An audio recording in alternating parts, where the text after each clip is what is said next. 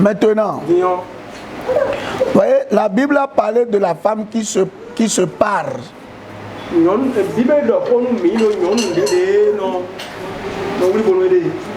Et non sonne, un bâton. Il n'a pas donné les ingrédients de la parure.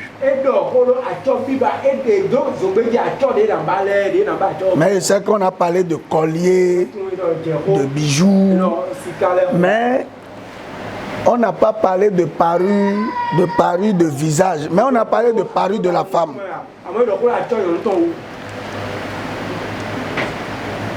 Les choses qu'on a dit, quand on parle de Jézabel, on dit qu'elle a mis les fards ici, c'est ça, non?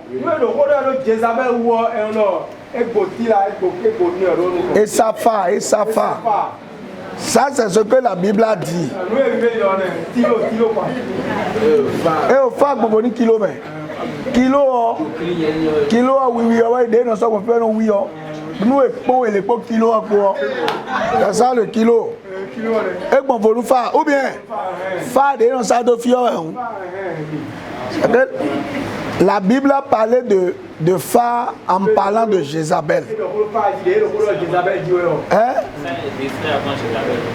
Donc, on a parlé d'elle par rapport à ça. Et vous connaissez la personnalité de Jézabel. Elle avait mis ça quand Jéhu devait venir pour la distraire.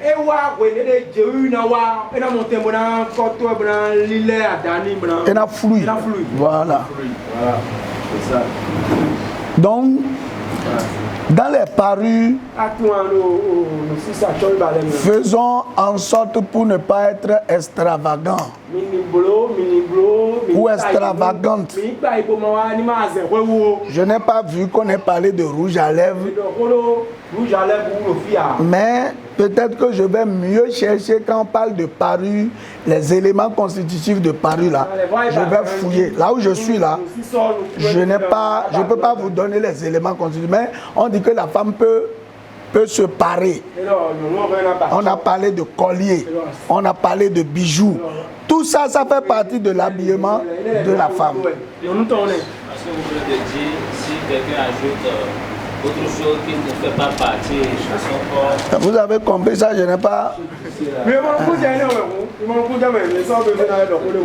Est-ce que c'est son corps? Moi, je ne sais pas. Donc, je ne peux pas...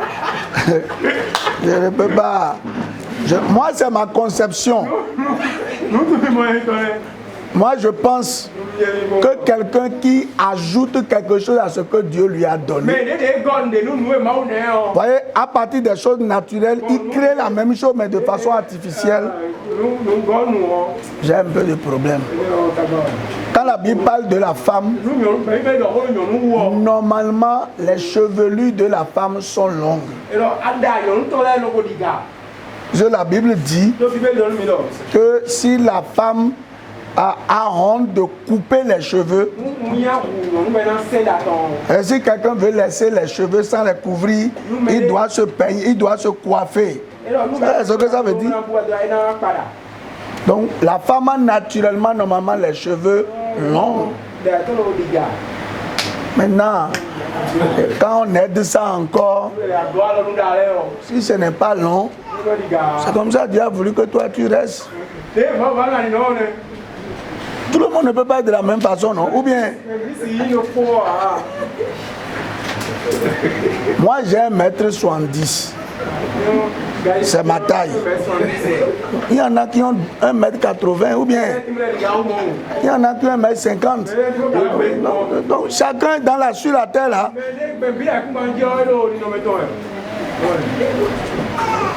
C'est bon? Ok. Bon, le frère Moïse dit que les rouges à lèvres sur les lèvres réduisent la fonction des lèvres.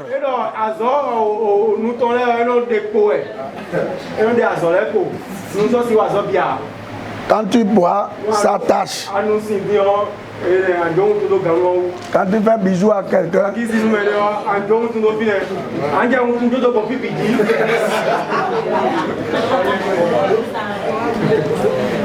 au-delà de tout, je veux vous dire Notre vrai problème aujourd'hui, c'est nos pensées. Proverbe 23, verset 7 dit, car il est comme les pensées de son âme.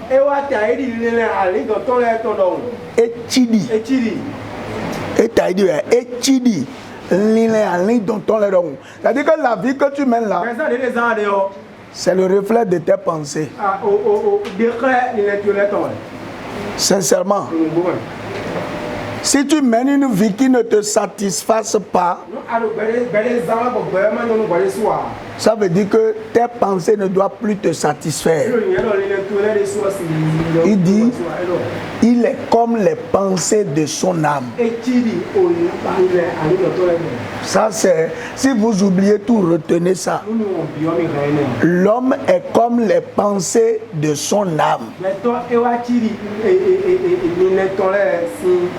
Voyez, celui qui est pauvre, à 80%, nous en sommes ils sont des pingles.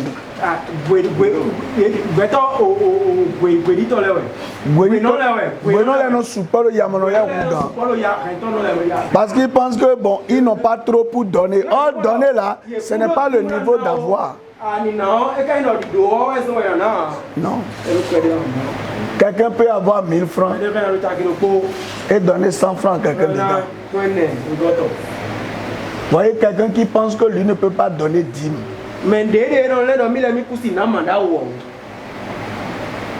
Que vraiment l'argent ne sera plus au point pour faire ce qu'il veut faire. Comment vous voulez qu'il soit riche? Il est comme les pensées de son âme.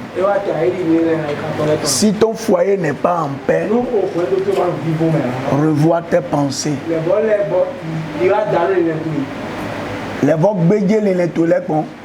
Si tes activités ne marchent plus, revois tes pensées. Comment tu vois les choses? Si tu changes, tes activités vont changer. Sincèrement. Que Dieu nous bénisse. Et que sa grâce abonde dans nos vies. Au nom de Jésus. C'est quoi la question? Vous avez parlé de la parole.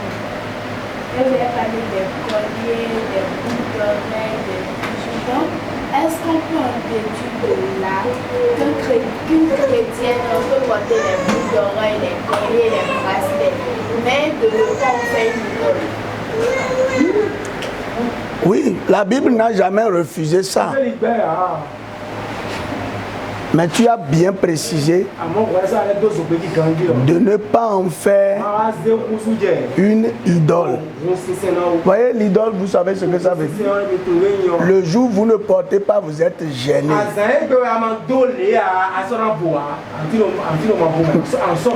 Je vois des gens porter des montres. Et ça ne travaille pas. Mais ils portent ça quand même. La montre là est devenue idole. Moi, j'ai vu des gens porter des montres. Mais la montre ne travaille pas. Maintenant, elle a porté montre là, pourquoi? La montre nous permet d'être renseignés sur l'heure. Mais la pensée qu'il lui a dit, il faut porter là, c'est le diable. Que Dieu nous aide à avoir des pensées en harmonie avec la vision de Dieu.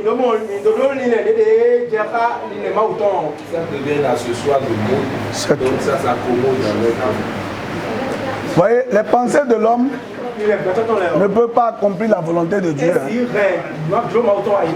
Parce que tout ce que Dieu dit là, c'est un peu contraire à la pensée de l'homme. Il dit l'humilité précède la gloire. Mais fais semblant de diminuer quelqu'un.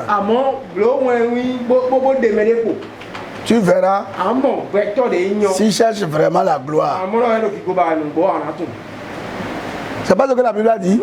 L'humilité, mais Je dis piétine un peu quelqu'un. Que son moi soit touché. Tu vas voir s'il cherche la gloire. Il n'a qu'à finir de prier pour la gloire. Hein. Laisse-le finir. Bon, tu n'es pas Satan pour faire ça quand même. Tu le laisses de finir. Seigneur, je veux voir ta gloire. Seigneur, que ta gloire se manifeste dans ma vie. Et il finit là. Voyez mes tirs. Franchement, il a fini la prière. Pourquoi il se fâche?